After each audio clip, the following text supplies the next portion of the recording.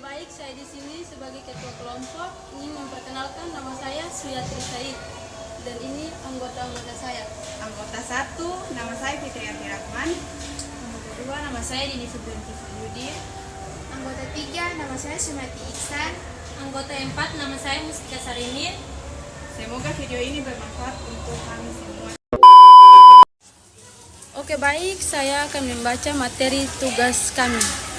Sejarah pendidikan kebidanan di Indonesia dan di luar negeri. Baik, saya sejarah pendidikan kebidanan di Indonesia masa kolonial Belanda 1800 sampai 1940. Pendidikan kebidanan di Indonesia berawal dari masa pemerintah kolonial Belanda. Tahun 1851 didirikan sekolah bidan pertama di Batavia.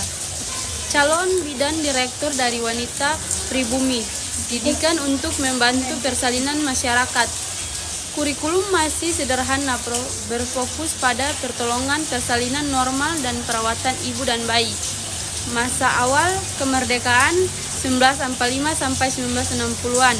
Setelah Indonesia merdeka, pendidikan kebidanan diambil alih pemerintah RI. Sekolah bidan digabung dengan pendidikan perawat menjadi sekolah perawat dan bidan SPB.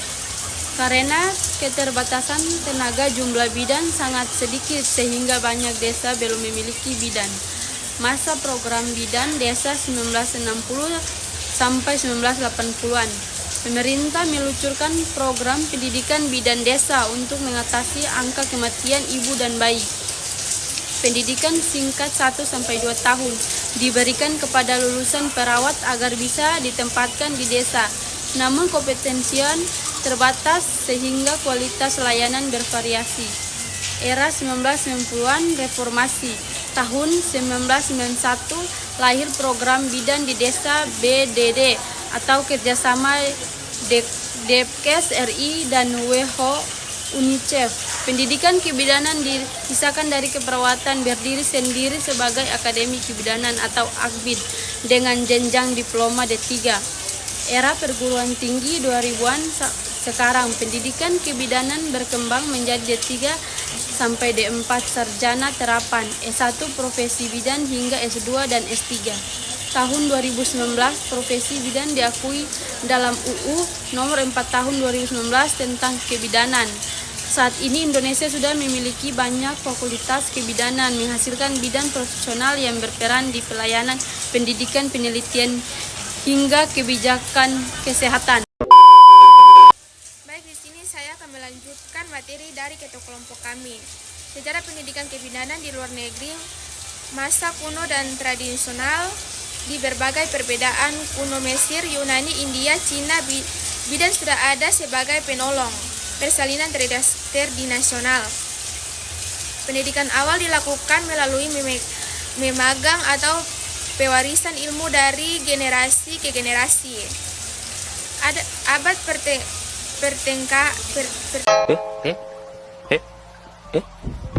pertengahan Eropa, bidan dipandang penting tetapi kadang terhambat oleh dominasi medis laki-laki dokter. Gereja Katolik sempat mengawasi praktik kebidanan.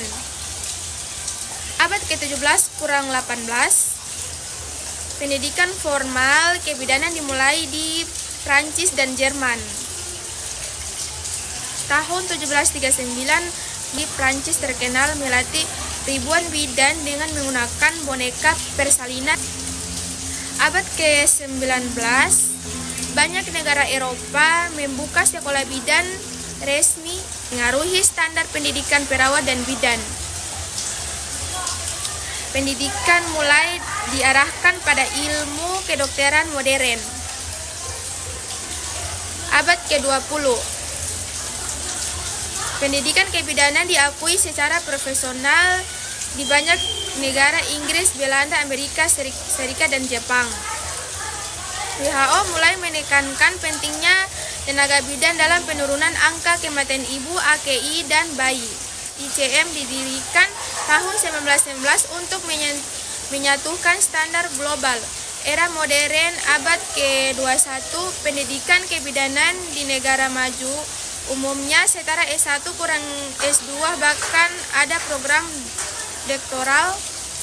Standar internasional ICM menekankan kompetensi klinik, riset, advokasi, serta etika profesi.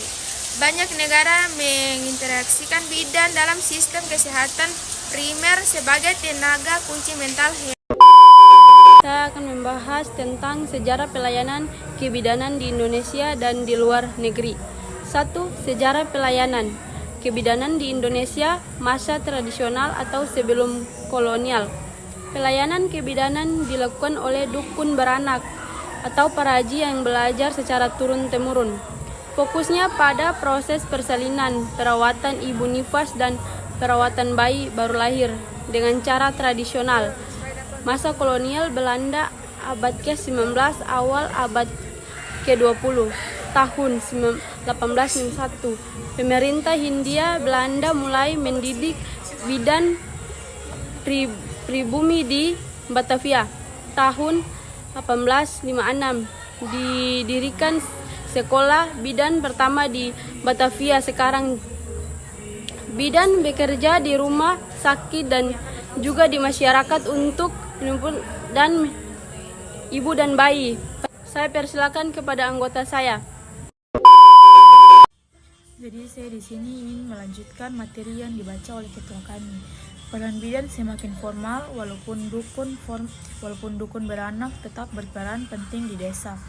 Masa kemerdekaan 1945 sampai 1980-an, pemerintah Indonesia memperluas pendidikan bidan melalui akademik kebidanan. Bidan mulai ditugaskan di rumah sakit, puskesmas, dan posyandu. Program kesehatan ibu dan anak atau KIA menjadi prioritas dengan dukungan WHO dan UNICEF. Era modern 1990 sekarang tahun 1989 dicanangkan program bidan di desa untuk menempatkan bidan di seluruh desa di Indonesia. Bidan menjadi ujung tombak pelayan kesehatan ibu dan anak. Bidan bekerja sama dengan tangan kesehatan lain namun tetap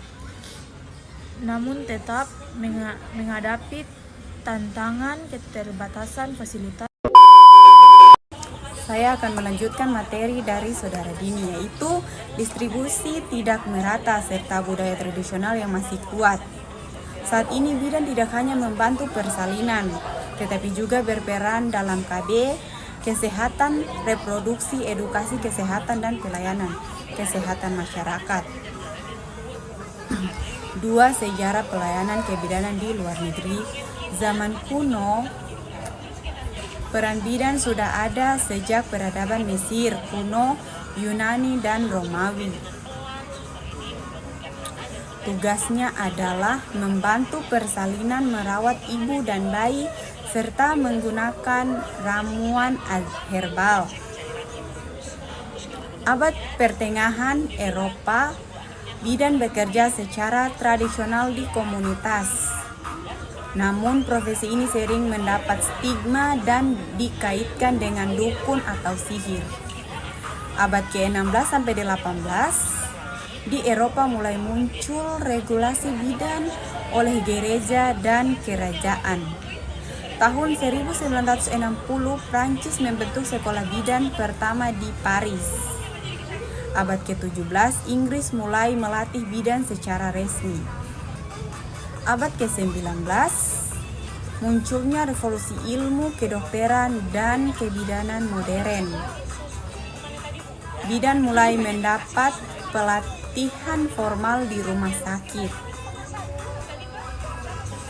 Di beberapa negara, dokter kandungan mulai mengambil peran yang besar, namun bidan tetap dominan terutama di pedesaan.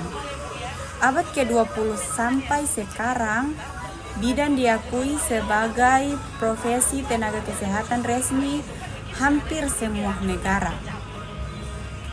Organisasi profesi internasional terbentuk, misalnya ICM 1919. Bidan berperan penting dalam penurunan angka kematian ibu dan bayi melalui praktik di negara maju, misalnya Belanda, Swedia, Inggris. Persalinan normal lebih banyak ditangani bidan dibandingkan dokter. Di negara berkembang, bidan berperan besar di masyarakat dengan dukungan program kesehatan global. Kesimpulan, di Indonesia pelayanan kebidanan berkembang dari dukun beranak sampai bidan desa sampai profesi modern yang diakui secara nasional. Di luar negeri, kebidanan juga bermula dari praktik tradisional, kemudian berkembang menjadi profesi resmi dengan pendidikan formal, regulasi, dan organisasi internasional. Saat ini, baik di Indonesia maupun di dunia, bidan berperan penting dalam kesehatan ibu dan bayi, keluarga, dan masyarakat. Baik, di sini saya akan menjelaskan tentang Organisasi Profesi Ikatan Bidan Indonesia. Organisasi Profesi Ikatan Bidan Indonesia itu terdiri dari arti logo IBI, yang kedua adalah kepengurusan IBI, yang ketiga adalah produk layanan, yang keempat adalah syarat dan tata cara penerimaan anggota IBI, yang kelima adalah kewajiban dan sanksi anggota, yang keenam adalah berhenti dari keanggotaan, yang ketujuh adalah pertunjukan penggunaan atribut IBI. Baik, selanjutnya kita akan masuk ke pengertian IBI. Apa sih IBI itu? Baik, IBI itu adalah Ikatan Bidan Indonesia.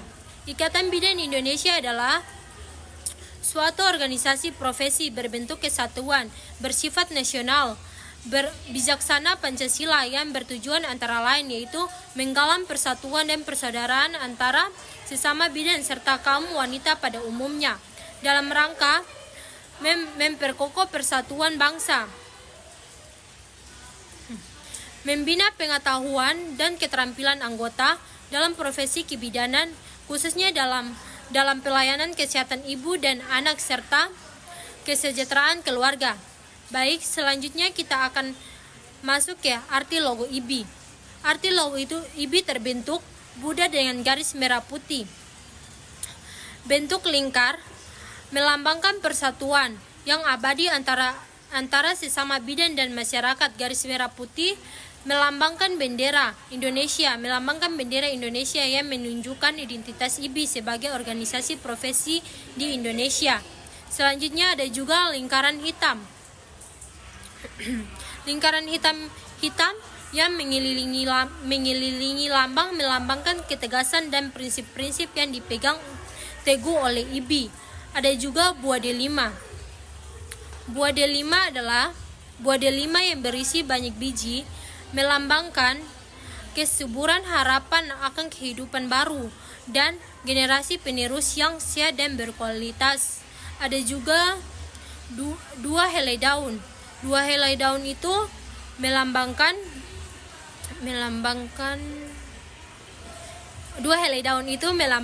kemampuan laki-laki dan perempuan untuk memberikan kehidupan dan melanjutkan keturunan. Ada juga ular dan caman. Ular dan caman adalah simbol dari dewa Aesculapius dan dewa Hygieia, yang merupakan dewa-dewi dalam mitologi Yunani yang terkait dengan penyembuhan dan kesehatan. Dalam konteks kebidanan, lambang ini menggambarkan peran bidan dalam melahirkan dan mempertahankan kesehatan ibu dan bayi. Buah delima mekar.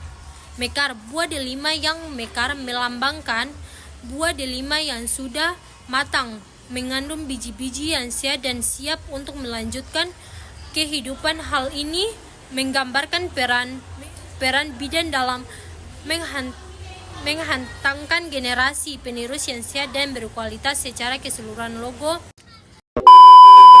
Oke, baik, di sini saya akan melanjutkan materi dari Saudari Cika.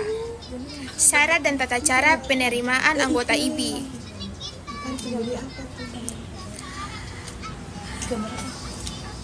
Penerimaan anggota Ikatan Bidan Indonesia IBI berdasarkan aturan organisasi. Syarat menjadi anggota IBI memiliki ijazah kebidanan yang sah, lulusan D3 kebidanan profesi bidan atau jenjang kebidanan lain yang diakui pemerintah. Warga negara Indonesia WNI mengisi formulir pendaftaran sebagai anggota IBI, membayar iuran keanggotaan sesuai ketentuan organisasi, bersedia menaati AD/ART IBI serta kode etik bidan. Jenis anggota IBI anggota biasa, bidan yang telah lulus pendidikan dan memiliki STR. Anggota luar biasa, mereka yang bukan bidan tetapi berjasa berperan bagi pengembangan kebidanan. Anggota kehormatan diberikan kepada tokoh atau pihak tertentu yang sangat berjasa bagi profesi kebidanan. Tata cara penerimaan anggota IBI. Mengajukan permohonan tertulis kepada pengurus cabang IBI setempat. Melampirkan dokumen persyaratan seperti fotokopi ijazah kebidanan yang dilegalisir, fotokopi STR, surat tanda registrasi bila sudah ada, pas foto sesuai ketentuan, fotokopi KTP, mengikuti verifikasi oleh pengurus cabang daerah, membayar iuran keanggotaan awal dan iuran tahunan, menerima kartu tanda anggota IBI sebagai bukti resmi keanggotaan. Dengan menjadi anggota IBI, bidan memiliki wadah profesi untuk perlindungan hukum dan etika profesi. Pengembangan kompetensi melalui pelatihan, ikut serta dalam memperjuangkan kebijakan kesehatan ibu dan bayi. Kewajiban anggota IBI menjunjung tinggi kode etik bidan serta melaksanakan praktik sesuai standar profesi.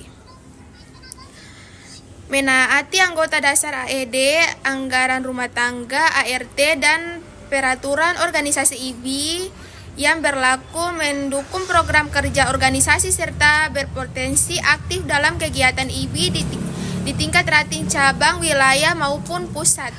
Membayar iuran anggota secara rutin sesuai ketentuan yang telah ditetapkan.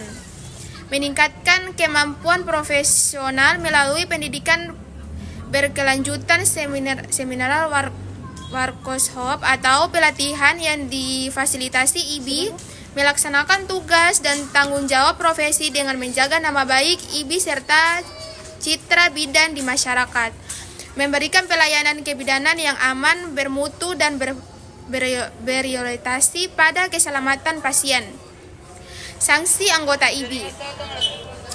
Apabila anggota tidak memenuhi kewajiban atau melanggar aturan, maka dapat dikenakan sanksi organisasi antara lain teguran lisan atau tertulis, diberikan pada pelanggaran ringan, misalnya tidak aktif dan kegiatan organisasi. Peringatan keras jika tidak memperbaiki di setelah teguran. Pembekuan sementara hak keanggotaan, misalnya tidak diperbolehkan mengikuti kegiatan tentu dalam jangka waktu tertentu. Percobaan anggota, pemecatan dikenang apabila anggota melakukan pelanggaran berarti seperti melanggar kode etik bidan secara serius. melakukan tindakan pidana yang merugikan masyarakat atau profesi.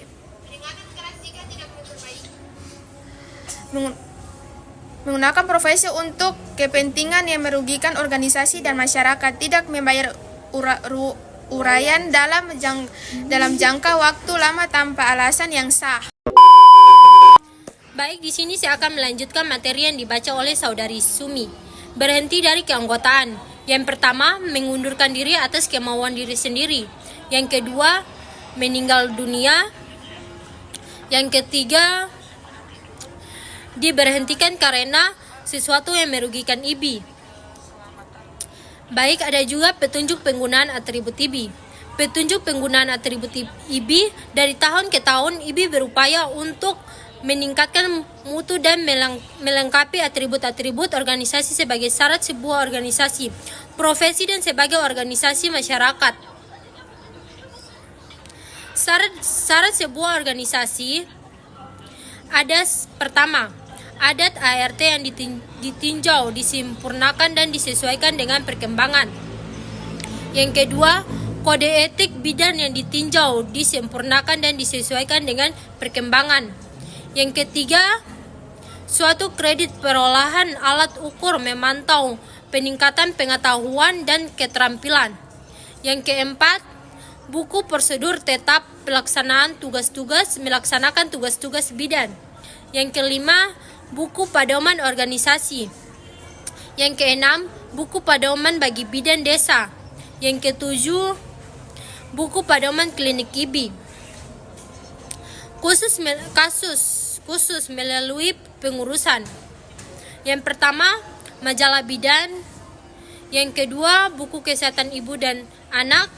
Yang ketiga, jurnal ilmiah bidan. Yang keempat, buku rencana strategis. Yang kelima, buku petunjuk pelaksanaan. Yang keenam, buku anggaran dasar. Yang ketujuh, KTA. Yang kedelapan, kompetensi bidan.